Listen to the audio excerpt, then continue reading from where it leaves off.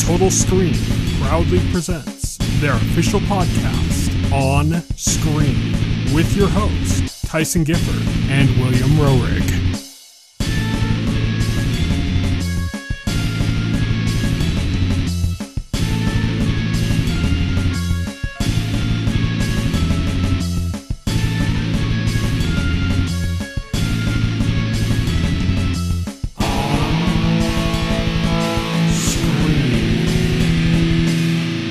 Hello, everybody, and welcome to On Screen, the official podcast of the Total Screen. My name is Tyson. My name is Will. And today we got some stuff to look forward to on the horizon, and then we're going to be talking about the first episode of The Last of Us, which just aired this last Sunday. We record on Wednesday, so that gives you about an idea of how long it's been. But anyways, let's get started with our On the Horizon segment.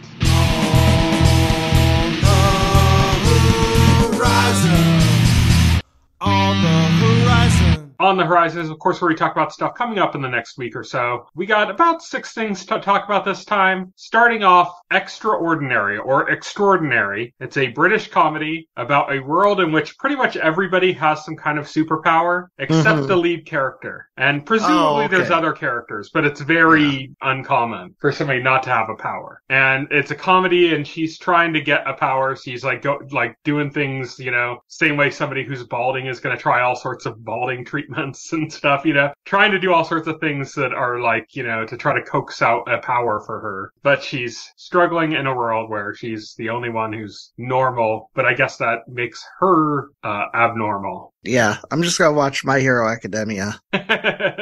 Sorry. That is coming on Tuesday, January 24th to Hulu. Next up, we have Forspoken, the PS5 game. Last week we did our whole 23 for 23 things that are coming up in the next, for the rest of the year. And we had to really cut down our list of some of the stuff that's on here. A lot of the stuff that's coming out in this week was on our short list, but just didn't quite make it. Forspoken being one of them. That is coming to PS5 and PC on Tuesday, January 24th. This is the game from the Final Fantasy team, I believe, right? It's by Luminous Studio. That was the studio. They were created for Final Fantasy 15 or something? Yes, I believe so. Okay, so this is their non-Final Fantasy game. Yeah, and it's a completely different team doing Final Fantasy 16. So, Are they even the Final Fantasy team anymore? Who knows?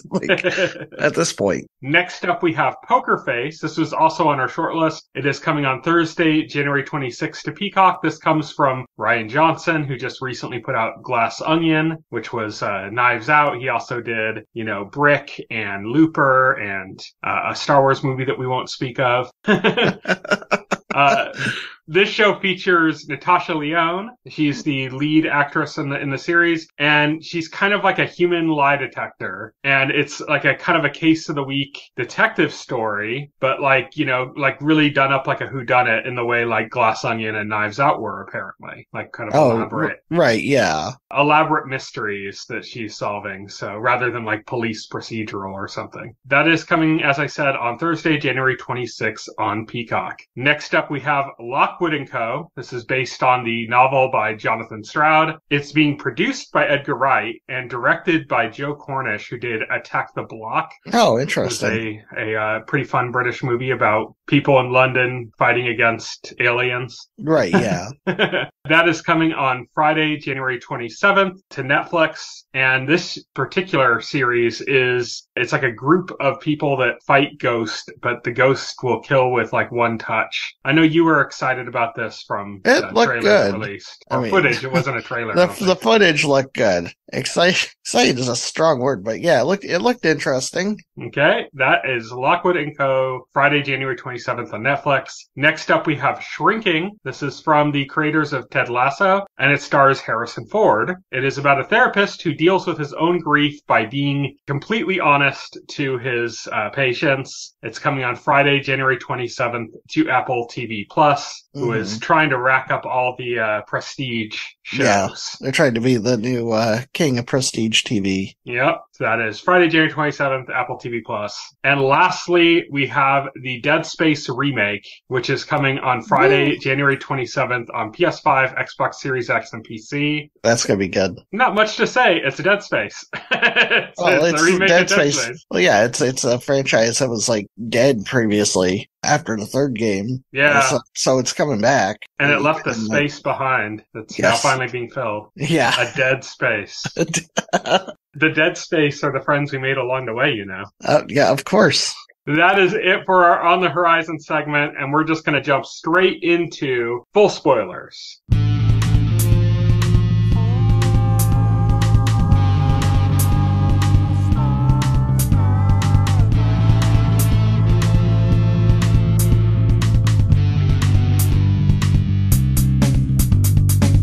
This week on Full Spoilers, we are talking about the first episode of The Last of Us, titled When You're Lost in the Darkness. The Last of Us comes from showrunners Craig Mazin, who did Chernobyl, and Neil Druckmann, who is the creator of the game, creator and writer of the original game. And it was directed, this episode, by Craig Mazin, who is one of the co-showrunners, as I'd mentioned. I kind of want to start in, this episode kind of has like 3 different time periods. So it'd be kind of, I think, best to start with each, you know, to go through each period, basically. Okay. So, because it's not going to be like this in the next episodes, I believe, unless there's like a flashback or something. There might be flashbacks too, but yeah, I don't know. We're firmly in 2023 for the rest of it. Mm-hmm. So this starts in 1968. Apparently, this is a sequence that was not at all in the games. Well, no, the game did not start with this. The game did not feel the need to have random 1960 scientists like explain the conceit behind the zombie apocalypse to the players. This is them talking about a literal. What they're talking about is real, actually. Yeah. There is several species of fungi that. So Neil Druckmann basically, when the game came out originally, like he explained, his thinking behind it was like he wanted to make like his zombies like more plausible than the standard fantasy zombie you see. And I think like the idea was when he found out about this fungus, he decided he could do a zombie story around that and make it more rooted in fact and science than traditional zombies. Mm-hmm. I mean, this is a real thing. I mean, they talk about it, and there is several species of fungi that do this, but basically they'll infect like small like insects, like ants, and then control them using like hallucinogenic properties, and then use them to like, you know, crawl up a tree to a high space, seal themselves to the tree, basically become a fungus and release spores. Yeah. And so that's kind of the conceit for this zombie apocalypse you talked. It was a cool scene because they put competent actors for the scene. I actually kind of thought it was weird because it's like, man, they cast some, I mean, they're not like big name actors, but they're heavy hitters as far as performers. Yeah. For this really little sequence that we're never going to see these characters again, you know? Right, yeah, exactly. That's what I thought too. Because by the time of the series, based on the age of the characters, they're like long dead before like any of the main events happen, you know? Oh, yeah, exactly. And yeah, But it was cool seeing some of the actors. I mean, we got to see John Hannah from Spartacus. That was cool to see him again. I always love seeing him, you know. Oh, yeah, it's always cool to see him. He was kind of the big heavyweight of that scene, going through talking about, you know, the whole fungi thing. He was like the guy like... Yeah, this scene was like kind of like a really cool exposition dump. Yeah, that's what I meant. He was giving the exposition. Expedition dump using some good actors we'll never see again. There was also Christopher Heyerdahl, who was in Peacemaker, was the other scientist. He was the sheriff in Peacemaker, the guy that was like initially working for the guy who's now going to be in Guardians 3. And then he like, you know, got taken over by the butterflies. Yeah, I remember. Yeah. So he was in this. He's a heavy hitter as well. He's a great actor.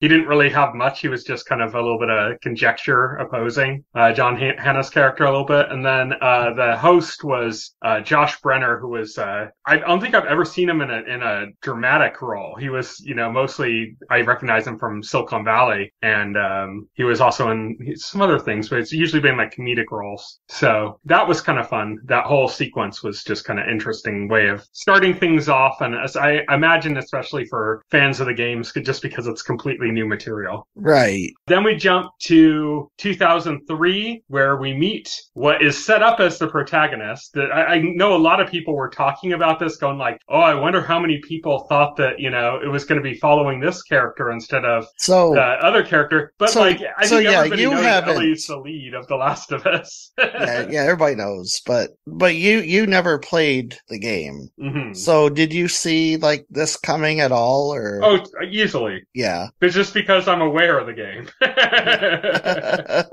I don't think you can be aware of the game without knowing that, Joel has a dark story and stuff like that. So the second you see, like that he's got this daughter and that he loves and is taken care of, and then you're like, okay, well, she's dead. Now, the interesting thing and what they do, and what I love that they do here, is that Sarah is doomed, obviously. Mm-hmm. And I knew this because I played the beginning of the game. She's doomed, but instead of having the 2003 section run through like Joel's perspective, it's all done through her perspective. We're following her throughout the whole segment, almost. Yeah, it's like it's a fake out, making you think like, oh, she's going to be the protagonist. So all this apocalypse stuff is happening around her, and then it's going to be about her and her father. The only problem is that like before the game even came out, it was so heavily promoted with the imagery of Joel and Ellie that it was like obvious. In fact, when I originally like played the game, like before I played the game, like I thought Ellie was Joel's daughter. So when I played it and I saw like he had like a different girl, like his daughter's like, wait, what?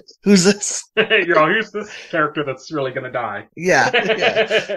Who's obviously not around, because it kind of spoils the twist here, but it's still done really well. It would have been kind of cool to come into it blind and not know. Yes, it would have been stuff. It would have been a lot cooler to come into it blind and realize that Sarah is not one of the main protagonists. Again, doing it through her perspective rather than Joel's makes it more powerful, because one of the things I see like they do on TV, that in movies as well recently, that in my opinion just fails, is when they have the story told through the main character's perspective, and then some character that those characters care about, but, that we as the audience never got to spend too much time with, die, and they make it this big emotional moment, and you just can't bring yourself to, like, feel the same way as the protagonist, because, like, we barely spent time with that person. And the showrunners, knowing that moment's coming up, that they have to get to that beat, make the wise decision to shift the focus and get us attached to Sarah before she dies. There's a great, like, Hollywood story about Sylvester Stallone, and it was when he was writing Rocky, and he went to somebody for advice. I don't know who. Like, I've heard the story like once, but he went to somebody for advice about like how to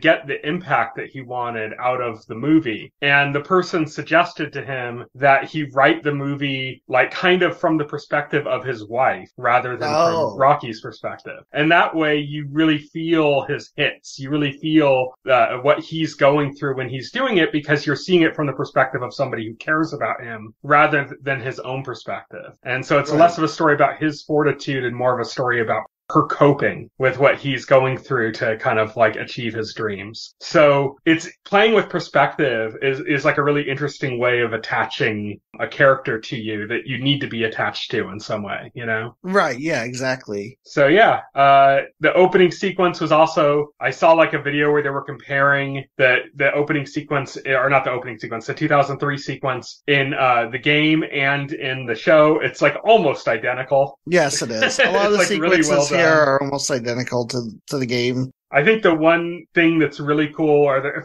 there's a few things that were really cool to mention in this. One is that there's like all the scenes of the people that have like the ticks, which we know is later a symptom of the fungi. Yes. There's like one of her classmates, and she's like, as you see her in school, and you see one of her classmates, and her fingers are kind of twitching. And there's like a really creepy scene with this old woman who's like, the neighbor, very weird in the background when she's like not looking at her. It's just kind of, you see her kind of out of focus in the background, and her mouth's opening and her head's twitching. And this is like this woman that like can't even move. She's like wheelchair bound and unresponsive, And you see her moving in this really weird, creepy way, which adds added a lot to the mood of the scene. You have that throughout this whole sequence. There'd be like, you hear like a helicopter overhead, and you see like emergency vehicles passing by in the background. It's very clear something's up. Of course we know what it is because we knew what the show was going in, but it's very clear that like you can tell the characters are starting to piece together that something's wrong as it's going on, which is a pretty standard way of doing like a zombie apocalypse story if you're showing the beginning, is that you show how things are kind of like, in the background start going on. Yeah. The other kind of sequence that I wanted to bring up from this part of the episode is them driving to get away. And it's done like in very few cuts. I think it's mostly one cut all the way through to the point that the car crashes. Mm-hmm. I think it's just one cut through that whole thing, and it's all done from Ellie's kind of perspective, from the, not like first person, but like it's like You mean Sarah? The camera's with her. Or Sarah, yes. Yeah. Sarah's perspective, and the camera's like looking around, and you kind of see like they did certain kind of things cool, like they kind of sideswipe the infected people when they're leaving the house, and then you see one of the neighbors, like the camera swings around from behind as Ellie's looking behind, and the neighbor's like what the hell, Sarah. Joel? Or Sarah, yeah. And the neighbor's like, you can hear the neighbor yelling out like, what the hell, Joel? Going to like check on the other neighbor that he sideswiped, and then of course he's like just starts getting attacked as the camera like swings back. Yeah, exactly. And then you see like all the as it's driving through the car, you kind of see the road sign, you can see where they're heading, you can see them going on the freeway, you can see where they're going off the freeway into the field to try to get away, through the town. It's just like, it's a really well put together shot, It's, like I said, it's almost identical to the game though, from the footage comparisons I saw, but it's still a really cool scene. Really hard to execute scene too.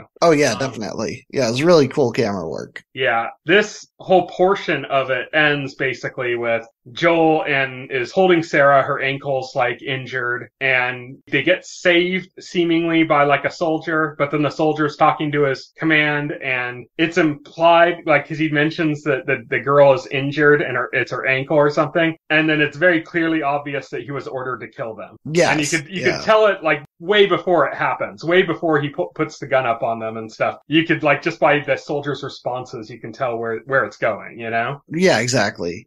He shoots at them, and Joel kind of tries to dive with Sarah to try to protect her, and bunch of stuff happens. Sarah dies, and that's like the end of the 2003 segment, the gut punch. Yeah, that's the gut punch at the end. That explains the beginning of it and Joel's backstory. Mm-hmm. And then we jump 20 years ahead to 2023, and we get the like real kind of starting point of the meat of the story here now. Yeah, there's quarantine zones run by a faction. I'm not quite sure exactly what. It doesn't seem like there's any real government anymore. It's a very typical thing you see in post-apocalyptic shows, where the government's broken down into different factions, and there's like different cities controlled by different groups, and they almost always have some kind of like very fascist, like authoritarian control over those areas, and that is definitely the case here. That's definitely a case here. Joel is living in one of these in Boston. Yeah, in Boston. Oh, I should say the 2003 part all happened in Austin, Texas, and 2023 stuff starts in Boston. Yeah, in Boston. So somehow, like, within 20 years, Joel made his way from Texas to Boston. Mm-hmm. And we don't see his whole journey there. Not all of it's addressed. You can tell that Joel's kind of got a bit of a different temperament, obviously affected by what happened in 2003 and the long path, the 20-year path to where he is now. Yeah, like clearly a lot must have happened to him in the past 20 years, but it's not addressed. Mm-hmm. We just meet him as like a very different type of character. Yes. Yeah, exactly. Much more cold and distant, And he's like looking for his brother, who apparently, I think he joined up with this group that are considered a terrorist group, the Fireflies, or like a liberation group, they're a resistance group to the main governing body governing the quarantine zone in Boston. Yeah, and they're called the Fireflies, and it seems like Joel's brother Tommy, played by Gabriel Luna from Agents of S.H.I.E.L.D., that's a Ghost Rider. Yeah, he ended up with them. Yeah, that's what it appears to be. Like, it's kind of vaguely stated. And then he's basically he's went out on a run on some mission, do something, and they haven't heard back from him. I think they said like it's been 2 weeks. 2 or 3 weeks. Yeah, they haven't heard from him. And so Joel is getting anxious. Joel wants to find him to see if he's still alive. In a post-apocalyptic world, though, you have to face certain realities, like the fact that they don't have a battery for a vehicle. They don't have a battery for a vehicle. Also, they can't leave. That's one of the rules. Yeah, there's laws or rules there, in that area where they're at, the fascist-controlled Boston. Yeah. So Joel's not even allowed to leave, even if he did have a working vehicle with a battery. He's trying to get this battery and his vehicle on the down low. This is all under the table stuff because, he'd be executed if the authorities found out he was trying to leave to find his brother. It's interesting, though, because they play up the whole dynamic of him knowing a soldier, one of the soldiers involved in the city, who knows that Joel, leaves the city back and forth to get traffic certain goods. They accentuate this because there is a scene where they show they're executing people who they proclaim, commit the crime of trying to leave the quarantine zone. Mm-hmm. There's a public execution. Yeah. And at the execution, the soldier kind of cues Joel to go meet him in an alleyway, and they go, and Joel's providing this soldier with sleeping pills. Yes. That he's getting from some other place outside the walls of the city. And so it's clearly understood that this is one of the guys that's enforcing the rules to keep people from leaving the city, but is very well aware that Joel is leaving the city and relying on him to do so in order to secure his sleeping pills. Exactly. So this is a dynamic that's presented. We also get to see the character of Tess. Yes. We are introduced to, she's kind of beat up and she's tied to a chair, and there's a criminal there named Robert, who's trying to sell her a battery and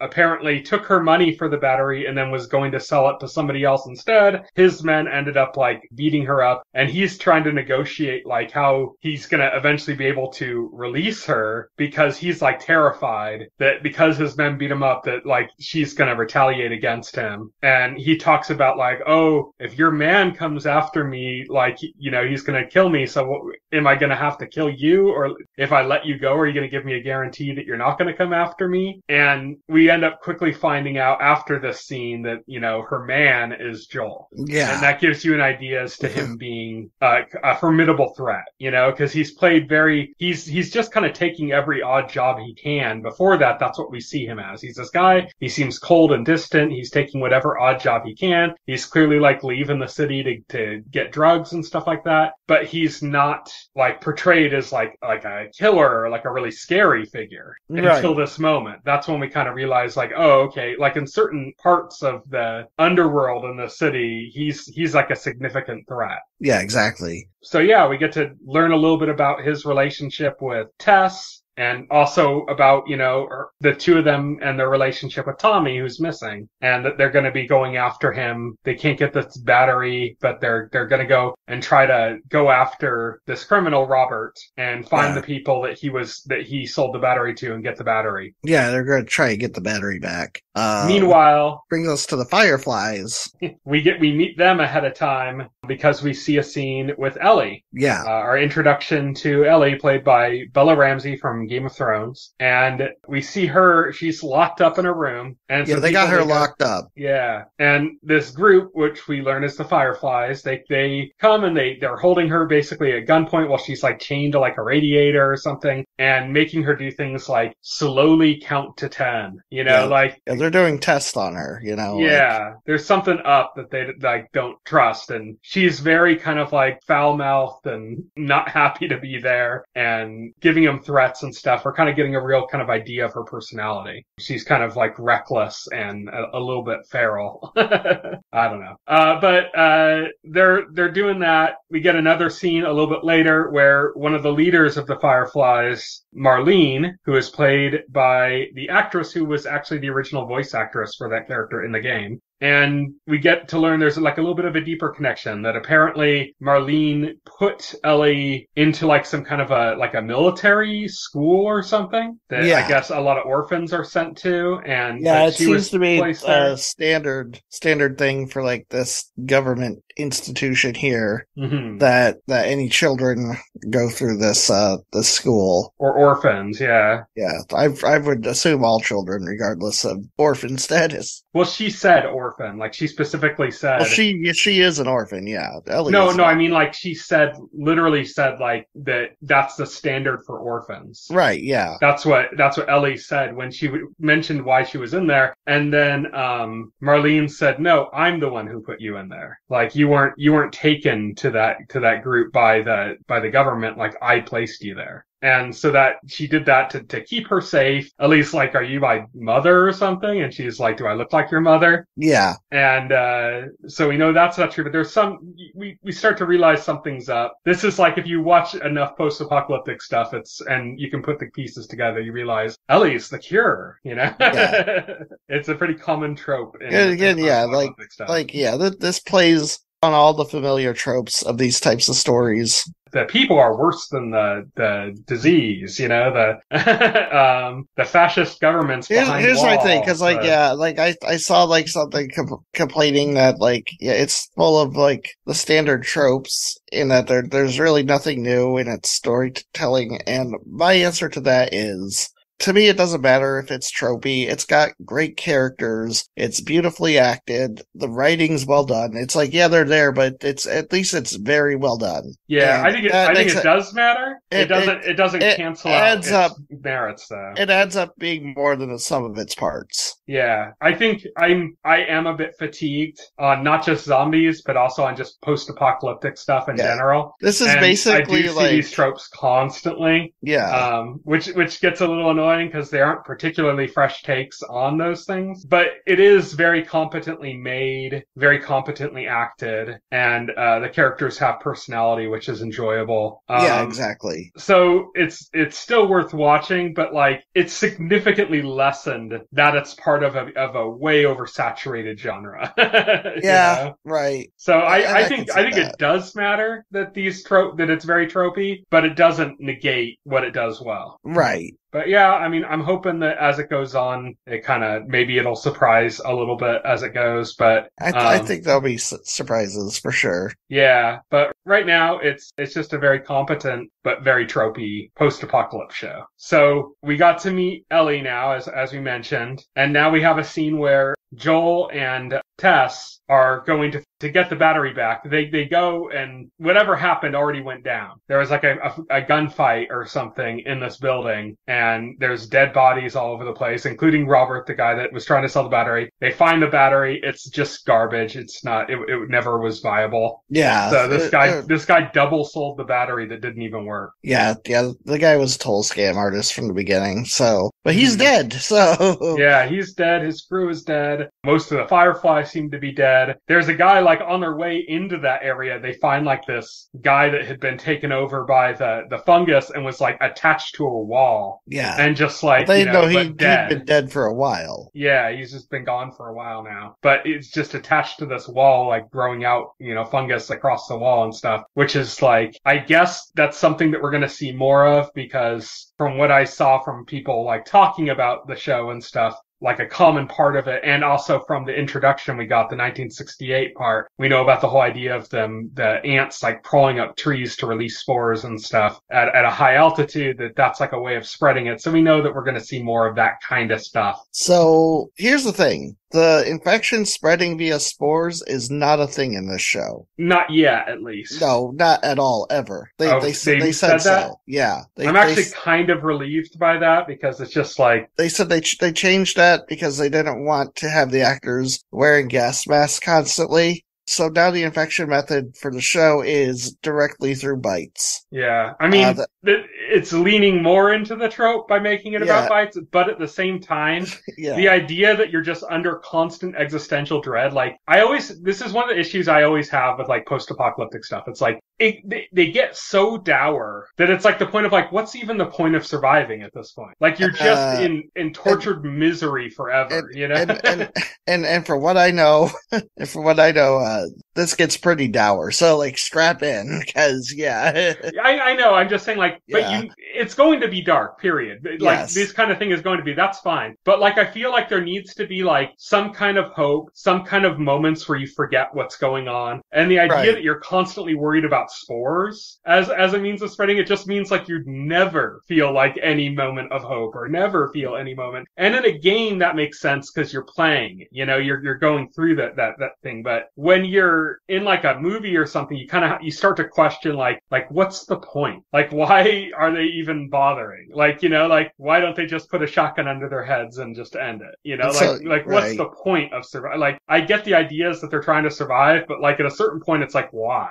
You know? Like, and if you make it too dour on like an existential level, I'm not talking about for the specific characters, but just a pure existential level, if you make it too dour, it kind of feels like, well, where's the hope? Where's the drive to continue on? So I'm kind of glad that they got rid of that spore thing, because I was kind of actually nervous about that. I'm like, this is okay. Yeah, don't have to be nervous about that. Yeah. I'm like, this will be unbearable when that part of the story comes into play. But apparently they're not doing that, as you said, so that's good. For me, at least. Some people might be disappointed. So this is where Ellie and Joel finally cross paths, because he makes it into the Fireflies building where everybody's dead, like we said, except 3 people. There's 2 Fireflies, Marlene and another woman who's, I guess, missing her ears from what happened in this situation. And then Ellie, who attacks Joel, and Joel, like, just, I like the interaction between Ellie and Joel here, because she comes in like she's going to attack, and like, it's just no effort at all for him to just like knock her away and step on her knife. Just completely control the situation, just with like not even like having to think about it, you know? And he's very like cold about it too. Like he doesn't like care that she's like a little kid. Yeah, exactly. They get roped into take her to another Firefly base, and the idea is that if they do that, then they'll be well compensated with everything they need, including like a truck and supplies and weapons, so that they can go and try to find his brother. Yeah. So they take this up, but they say like, okay, but if they don't give us what we need when we arrive, we're going to kill her on the spot. So you kind of get the idea of how cold they are. There's also like a moment where Marlene refers to them as, you know, what they're capable of. And Ellie's like, what are they capable of? Like, you know, she's like kind of like the first moment she gets interested in what's in them, you know? They take her and they're on their way to escape, and they're doing pretty well, except they get caught by the same guard that Joel sells drugs to. And they're like, we'll cut you in on what we're doing, but you gotta let us go. And he's like, no, I can't risk my job and my life to protect you at this point. It's like too far. And so he's like, you guys are gonna be hung for this. And he's checking he's using a device to check to see if they're contaminated. And as he's about to check Ellie, she attacks him. Joel steps in front of her when the soldier is going to like kill her, and has basically like a traumatic flashback about when his daughter died, and just goes apeshit on the soldier and just beats him to death. And Ellie's watching on like in fascination. Yeah. And then Tess in this moment ends up like accidentally, I guess, the device like comes in contact with Ellie and shows red, which is apparently means she's affected. Tess starts freaking out about it. Ellie shows her wound and says like, it's been like 3 weeks. You know, I'm not,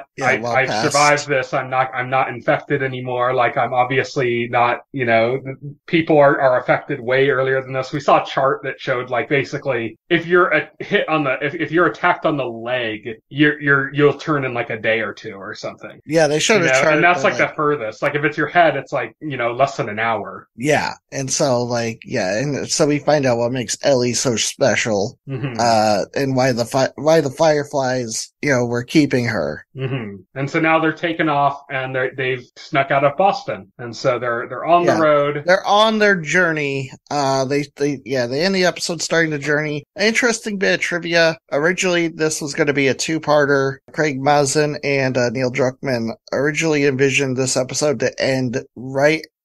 It's going to end when we meet Joel in 2023 for the first time. Okay. And HBO... I'm glad they didn't do that. That's like, it's a bit slow. They were going to end it there. HBO notes suggested it would be better if we met Ellie in the first episode as well, and we established Ellie and Joel's relationship before we ended the first episode, and thankfully they agreed that that was probably better. Yeah, I think that's the right call, because Yeah. that would have...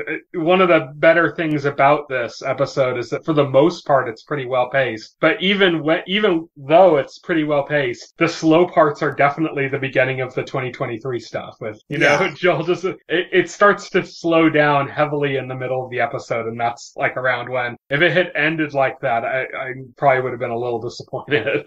So next week is going to be episode 2. Episode 2 is titled The Infected, and episode 1 was directed by Craig Mazin. Episode 2 is going to be directed by Neil Druckmann. Oh, okay, so he's going to direct episodes too. Yeah, apparently. So yeah, so that's where we're at with The Last of Us. Like I said, I'm a little... As somebody fatigued. who hasn't played the games, how are you enjoying the show? Like, I'm a little, zombie and post-apocalyptic fatigued. Mm-hmm. I do enjoy certain aspects of the show. Mainly, like, I enjoy some of the rebellious characters like Tommy and Ellie as well. And I want to see more of them. Joel, I love Pedro Pascal, and he gives an emotional performance in the 2003 part, but where we meet him in 2023, he's kind of a wet noodle. He's just kind of cold and distant, and you don't get a lot out of him yet. But I already know that there's more to him because we did have all the stuff in 2003 before that, I don't know. I like it. It's definitely very well done, but it's just such familiar territory, and it hasn't really differentiated. Even with the fungi stuff, it still hasn't really differentiated itself much from the very common tropes. Right. It hasn't really done enough. But it's only one episode in, so yeah, we're only one up, so we barely begun. Yeah. So yeah. So we'll see what comes with that. There are certain intriguing things. Like I said, like Ellie is kind of intriguing. The idea of them having like some military school that children are sent to, that's a little bit different than what we've seen typically in like post-apocalyptic stuff. So I kind of think that'll be interesting when or if we eventually get to that. So far, so decent, I guess. How do you feel as somebody who you didn't finish the first game, right? No, I didn't. Okay, so, but you still played a bit of it. Played some of it, yeah. Oh no, I feel it's great. I feel it's really well done. I'm loving the performances. Pedro Pascal is great as Joel. Mm-hmm. Yeah, I'm into it. I want to see more. I want to see where this goes. Yep. So how far were you in the game? Like, is any of this new territory for you, or is this all stuff you've already covered? No, this isn't new territory. Nothing in this episode. Okay. So you still got a ways to go before you get to new material. Yeah, I can't remember. It's been a while since I last played it, but if you can't remember it, it's new to you. Exactly. Exactly. Well, that is it for our show, for our full spoiler segment and our show. Next week, we're going to continue our Last of Us discussion, talking about episode 2 of that series. So stay tuned for that. Thank you, everybody, for listening. You can follow me on Twitter. I'm at Tyson Gifford. You can follow Will. He is at Voxel Hero. You can check out our Facebook page, our website, thetotalscreen.com. If you go to the website and open up any of the container stories for any of the episodes of this podcast, you will find all of the relevant links you need to our social accounts, as well as our SoundCloud page and everything else that you might need to stay tuned to this podcast. But until next week, thank you everybody for listening. Good night. Good night. Thank you for listening to the OnScreen podcast, the official podcast of The Total Screen. Visit our website at thetotalscreen.com. This podcast can be found on any major podcast client, including Pocket Cast and Apple Podcast.